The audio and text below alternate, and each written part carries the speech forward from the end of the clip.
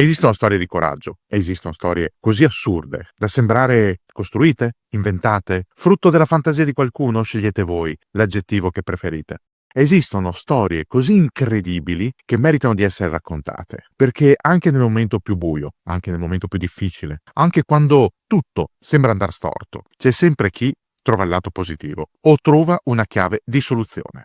Il nostro personaggio di oggi non trova direttamente lui la soluzione, ma la costruisce, sfrutta l'intuizione di un'altra persona per dimostrare che nulla è impossibile, che anche nel momento peggiore, anche quando il tuo paese sembra condannato alla sconfitta, allora si può sempre trovare qualcosa da fare per dimostrare che no, non è vero, il tuo nemico non è invincibile, non è protetto da un vento divino, non è un nemico impossibile da affrontare. Anzi, quel nemico che si ritiene protetto dalle divinità può essere colpito a casa sua in una maniera spettacolare, anzi, sostanzialmente ai limiti del possibile. Oggi parliamo di un'impresa che ha fatto storia, un'impresa che è finita nei libri, è finita addirittura nei film, alcuni più fedeli, altri romanzati. Un'impresa chiamata Ride su Tokyo, ma oggi parliamo principalmente del suo comandante, il tenente colonnello James Jimmy Doolittle, e dei suoi uomini, destinati a entrare nella leggenda, noti come Tokyo Raiders.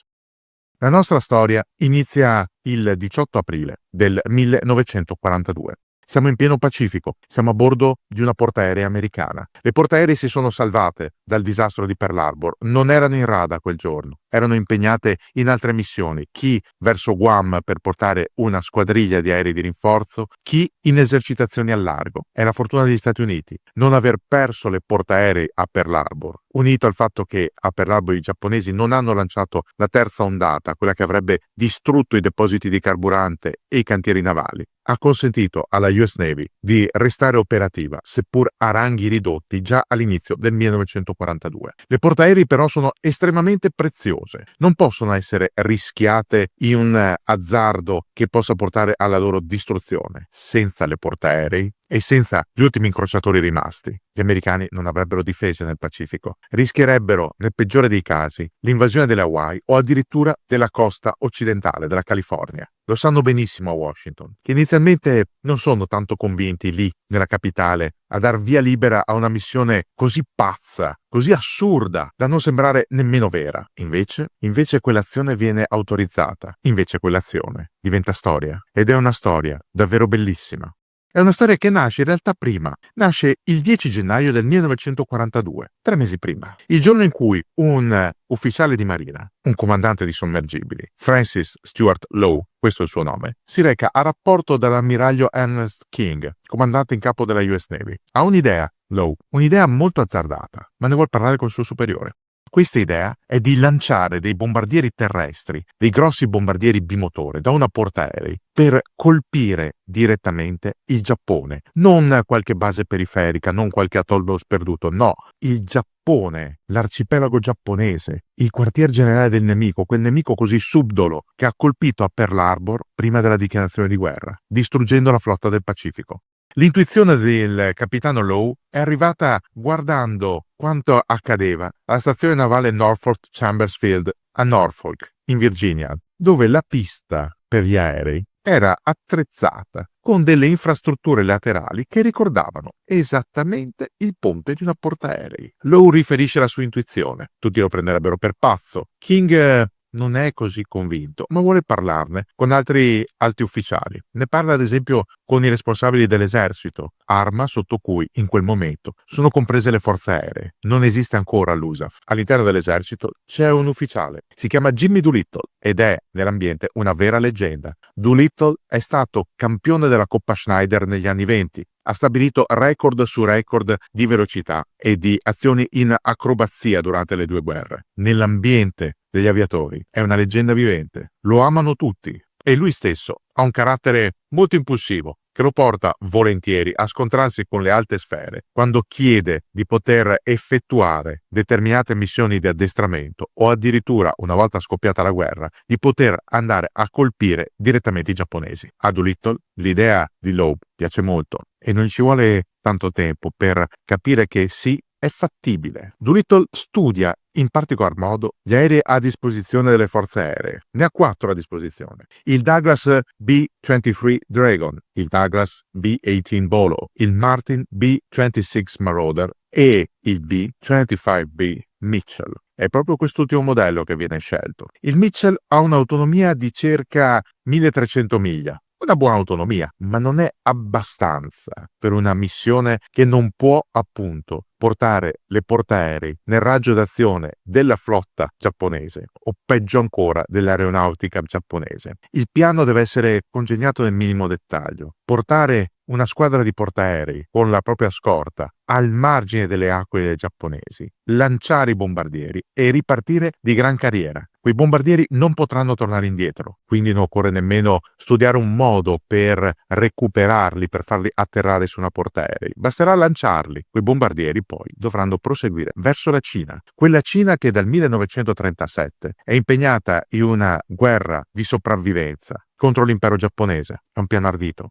È un piano che richiede grande preparazione. Per settimane e settimane Doolittle seleziona i migliori aviatori che si dichiarano volontari per la missione, li istruisce assieme a un ufficiale di marina, il tenente comandante, in italiano tenente di vascello, Miller, e dimostra loro come la missione sia fattibile. Sono tutti entusiasti, tutti vogliono reagire dopo Pearl Harbor. Dopo il giorno dell'infamia, gli uffici di reclutamento dello US Army e della US Navy scoppiano di richieste. Ci sono code chilometriche fuori dagli uffici. Tutti vogliono dare una mano, tutti vogliono partecipare alla riscossa dell'America, tutti vogliono vendicare Pearl Harbor, anche tra le forze aeree. Doolittle seleziona i suoi equipaggi, seleziona anche gli aerei, esattamente 25.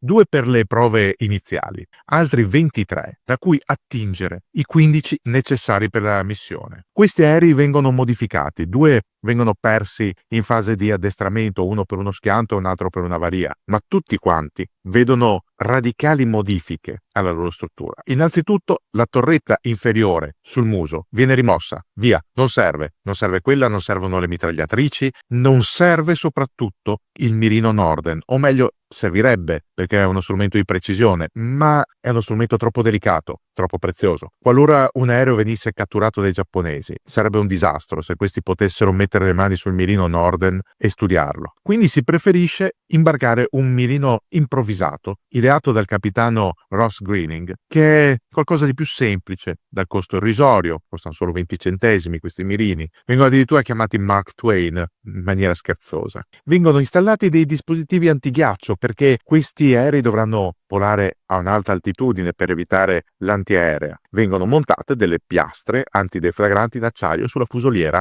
attorno alla torretta superiore, che è anch'essa vuota. Viene rimossa la radio di collegamento perché è pesante. Quegli aerei per alzarsi dalla portaerei dovranno essere più leggeri. Vengono installati dei serbatoi ausiliari in materia leggera, si usa il neopropene pieghevole, ognuno da 160 galloni. Certo, per installarli bisogna risparmiare anche sull'armamento, quindi meno bombe. Verranno portate solo 4 bombe a bordo per ciascun aereo, ma tanto basta. Tocco finale: al posto delle mitragliatrici di coda, delle semplici sbarre di legno, dipinte di nero, di manici di scopa. Tanto, si dice, i giapponesi guarderanno solo le sagome e non si avvicineranno a quegli aerei. È un azzardo molto, molto rischioso. Ma Doolittle ha fiducia in quell'azzardo, ha fiducia nel piano, ha fiducia nei suoi uomini, li addestra in maniera costante, anche dura, ma è sicuro che quella missione funzionerà. I Raiders, si fanno chiamare così, vengono imbarcati a bordo della USS Hornet, una delle 2 portaerei in funzione nel Pacifico. L'altra portaerei, la Enterprise, agisce di contorno da scorta assieme ad alcuni incrociatori. La missione è affidata per il comando marino a un uomo energico, collerico, abituato a battagliare. Lo chiamano Bull o Wild Bull. Si chiama William Halsey. Dopo Pearl Harbor, avuta notizia dell'incursione giapponese, ha lanciato i suoi aerei alla ricerca della flotta. Purtroppo l'indicazione del radiogoniometro era sbagliata, quindi non ha trovato le portaerei nipponiche, ma ha una gran voglia Bull Halsey di prendersi una bella rivincita. A bordo della Hornet non sono 15 i bombardieri, sono 16. All'ultimo momento ne è stato aggiunto un 16°. Doveva essere solo un aereo di scorta da addestramento, invece anche questo viene armato con le bombe. Si vuole avere il massimo effetto possibile sul Giappone. L'obiettivo è Tokyo, la capitale, non le zone abitate, le fabbriche di armamenti. Si vuole rendere pan per focaccia ai giapponesi. I 16 aerei sono pronti sul ponte della Hornet, che naviga con il resto della flotta di conserva verso il Giappone. Il piano è lanciare quegli aerei il 19 aprile del 1942, ma un giorno prima, e qui torniamo all'inizio della nostra storia, il 18 aprile, succede qualcosa. Sui radar delle navi della flotta americana appaiono dei puntini. Sono dei pescherecci armati, delle navi civili requisite dalla flotta giapponese, che le ha trasformate in navi picchetto, in sentinelle del perimetro. Olsi ordina immediatamente agli incrociatori di scorta di aprire il fuoco, di affrontarle, distruggerle, e così avviene. 5 pescherecci armati vengono distrutti. Si contano anche i primi prigionieri, tra l'altro, ma il problema è il dubbio. E se quei pescherecci avessero avvisato in tempo il comando della flotta giapponese della presenza delle portaerei americane? Siamo troppo distanti dal Giappone. I piani erano diversi. Tot galloni per tot distanza da coprire in tot tempo. Doolittle e Miller a bordo della Hornet ricalcolano in maniera veramente furiosa. Sono lì coi goniometri in mano, con le carte nautiche, con le matite e i taccuini.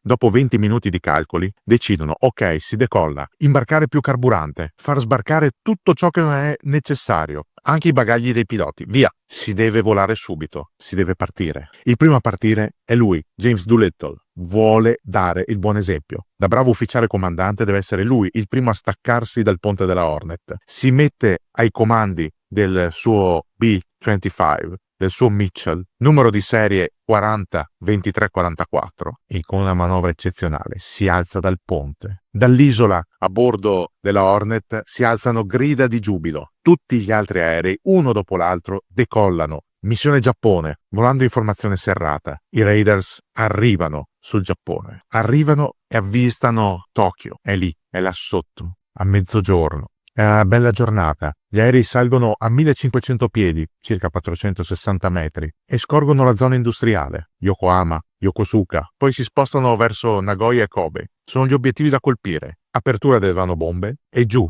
a sganciare tutto quello che hanno nelle pance. Le bombe cadono una dopo l'altra sulle zone industriali, sui cantieri. Alcune bombe hanno attaccato all'innesco delle medaglie. È stato lo stesso Jimmy Doolittle a attaccarle. Sono medaglie dell'amicizia. Sono state date dal Giappone un anno prima all'America, nel corso dei colloqui di pace, quando gli Stati Uniti stavano cercando di far desistere il Giappone dal proseguire l'aggressione alla Cina. Quelle medaglie che vengono viste come un segno di ipocrisia, di falsità, devono tornare al mittente. Jimmy Doolittle ha ordinato ai suoi piloti di fare altrettanto, di appiccicare quelle medaglie disgustose a ogni ordigno, che vengono scaricati quegli ordigni, quelle bombe, proprio sulle fabbriche di armi. La reazione giapponese è disturbata. Gli stessi giapponesi non possono credere ai loro occhi. Com'è possibile che dei bombardieri terrestri bimotori riescano ad attaccare il cuore del loro impero? Lo stesso imperatore, Hirohito, deve mettersi al riparo, viene portato via mentre stava pranzando dalla sala reale del castello e portato in rifugio antiaereo. Per i giapponesi è uno smacco terribile. La reazione è affidata a un leggero fuoco di contraerea e ad alzarsi in volo di pochi caccia che però non riescono a intercettare la formazione di Doolittle. Solo uno degli aerei,